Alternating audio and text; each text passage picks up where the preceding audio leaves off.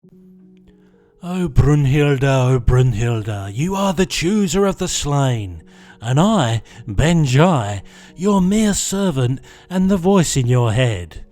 Welcome, dear listener, to this, the review of the new or not so new Valkyrie Hero Pack. Over the course of the next few seconds and minutes, we'll be giving you our thoughts on her signature 15 plus 1 and all the other goodies contained therein. But before we get started, please do subscribe to the channel to keep up to date with what we do and smash that like button. It really does help out a lot. And so, of course, we introduce ourselves to Ms. Alter Ego, and because I like even numbers, a recovery of 4, hand size of 6 and 12 HP leaves a contented, if not exuberant look on my face. Then it says, set the Deathglow, great name by the way, upgrade aside, out of play. Well, what is this magically named upgrade card? Well, it's a when something dies ready me card. That sounds like a bit of a palaver. Not bad per se, just a little bit underwhelming. Couldn't this have been readier and give her +1 across the board or something like that? Meh. Oh, and she can also detach it, presumably if she wants to mark someone else for dead instead. Okay, let's move on to the hero, and if you are wondering, this is how we magic the Deathglow into play. And as expected turn of events, and it's neat that it acts as a semi-permanent extension to your hand, as and when you need it. So let me be very clear that this is no bad thing. As I segue smoothly to our stat line of 1-2-1, I ask how inspired would you be to swing with vanilla Valkyrie twice in a turn? That's right, not very. Let's hope there are easy ways to get that stat line up. It should of course go without saying, but this whole Deathglow interaction is ready-made to benefit from minion heavy scenarios, and I think it's safe to say that the rest of her signature cards will give the Deathglow some much needed oomph. So we covered the base of what makes Valkyrie a Valkyrie, but me wants some cheddar now. And are you going to be the one to bring it, Annabelle Riggs? Well, yes and no, because her stat line is largely redundant. Yes, you can ship thwart or her attack with her, but why, outside of needing a finisher, would you do so? No, the idea is for $2 you're searching the top 5 for a signature card, which you should never be completely whiffing on. And which, if I'm being honest, is bloody great. This sort of thing is better than an increased hand size because you can pick and choose. The only downside of course is you have to change forms more often to be in alter ego form, which is not an insignificant concern. Let's hope then that the rest of her toolkit can complement setting up for some big hero turns. Next up is one copy of Valhalla, and it didn't take long to get the Deathglow synergy a rolling now, did it? Drawing a card and healing a damage is a decent return, but the fact remains you only kill a villain twice a game, and the second time you're packing your cards away. So this is all, and I mean all, about minion density, meaning its value is both scenario dependent and scales with player count. Let's just say out loud that heroes and cards like this upset my need for consistency and reliability. But with a large pool of heroes, having a bit more strength and weakness diversity is no bad thing. But we're not done with the one-offs just yet, because Velcro Spear is here to Deathglow your defense. Right, so it's a restricted armoured vest with an extra +1 defense if you're turning sideways for your marked target. Okay, that's fine, I like me some basic power buffs, but at the risk of being a little bit negative again, we've already ascertained that Deathglowing the villain is a one-off. That is, if you want the payoff, and minions quite frankly shouldn't be around long enough to become enough of a nuisance to defend against. So are we saying that a protection type build could be the ticket, just to leave the villain glowing? Man, that feels counterintuitive. Here we go though, the unique Dragon Fang is here to turn my frown upside down. Not only is +1 attack for $1 a proactively better deal, because remember you're driving the train with who you apply the Deathglow to. So the thematic and mechanical idea is you mark a target, lay the smack down, ready and move on. And this card perfectly synergizes with that game plan. Kudos. This is much better, and I'm really pleased it only costs 1 unit of currency. And just in case you weren't all uniqued out, we have the Pegasus Ranger from the north, Aragorn, who gives our Valkyrie 16 hit points in total. Yes please, thank you. And the aerial trait, which is still something that baffles me, especially when it's not referenced with other cards in an identity signature pool. Not only that, I think at best each aspect has only 1 or 2 cards that benefit from you taking to the skies. And finally we have 2 copies of something, the Flight of the Valkyrie, and just be thankful this is an upgrade. You can play this and just be grateful for when you get the payoff. 5 threat removal at some point down the line for 2 is decent enough, and it A lets you be more proactive elsewhere, and B allows you to perhaps fly a little bit closer to the sun when it comes to managing the main scheme. A solid card, but also another one that scales well with higher player counts.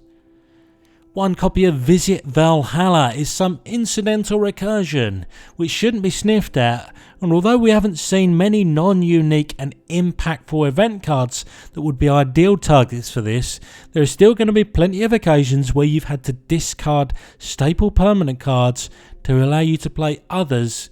So for a cycling card, I say A-OK to opening a portal to your bin. Chooser of the Slain is up next on dock. There's 2 of these bad boys, and it's difficult not to be nervous about cards that equate to X steps backward and Y steps forward. So what is X and Y? Well, like most things Valkyrie, that's going to be situational. The facts are that you fetch a minion, get 1 net card out of it, and presumably line up the double tap and other synergies with Deathglow. Let's just say I would be more enamoured with this if our Bruni was desperate to cycle her deck for high value cards, which granted to an extent every deck is constructed like that, but she's definitely not at the high end of that spectrum. So in other words, this sees me sitting on the fence in terms of what I feel about it. Sometimes it'll be good, sometimes it won't.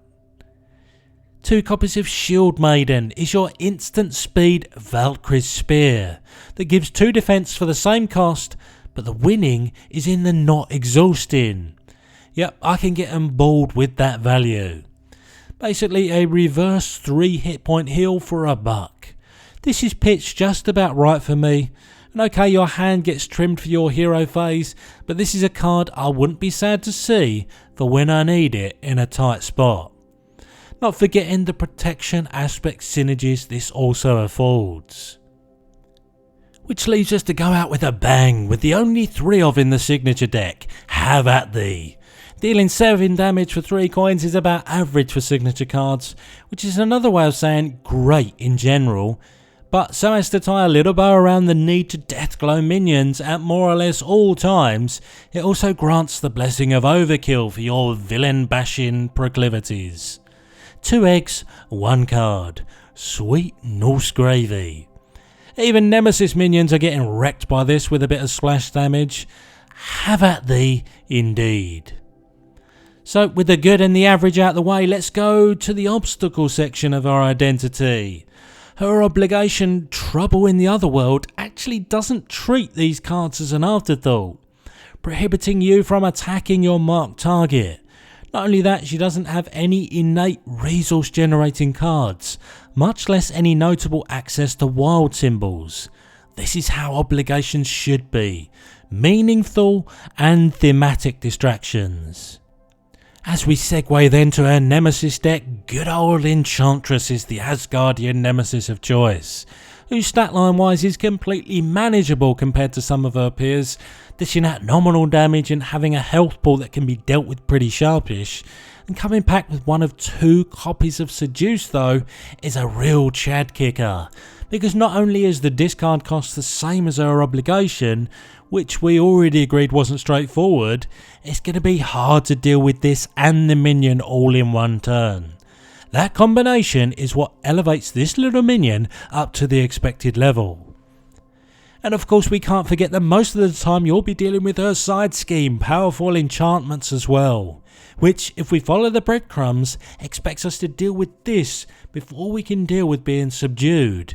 And only then, at least in solo mode, can we deal with the Enchantress, which quite honestly is a nasty little triple threat combo.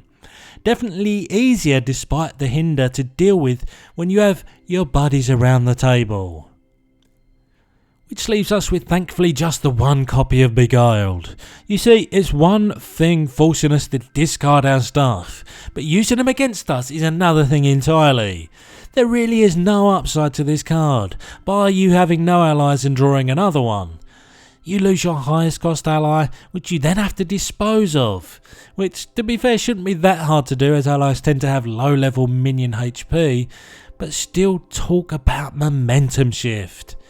This Nemesis deck sucks, but I must say I do like the overall design of this particular Nemesis 5.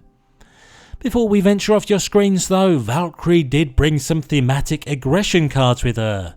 I'll give Thor Odin's son a thumbs up, Throg a slightly smaller thumbs up, and Angela an ooh that's intriguing, but anything more and you'll have to pause and look for yourself. Similarly, she's also bringing some basic goodness to the theme party. The Bifrost is pretty darn good if the ally pool supports it. Godlike Stamina is a fine value but difficult to justify a deck spot outside of a tech choice for status heavy scenarios. And Cosmic Alliance is pretty random, but if you build into it, it could have some game. But that there was and is Valkyrie in a plastic box. There's some really interesting design in here, but a lot of the powerful stuff was in the Nemesis deck. I don't think she's bad, not by a long stretch, and I'd rather see FFG trying some different things than rinsing and repeating on the back of a powerful identity. Still, in minion heavy scenarios and most multiplayer setups, she's got some real game. Alas, I've been the voice of Benji, and this video has ended.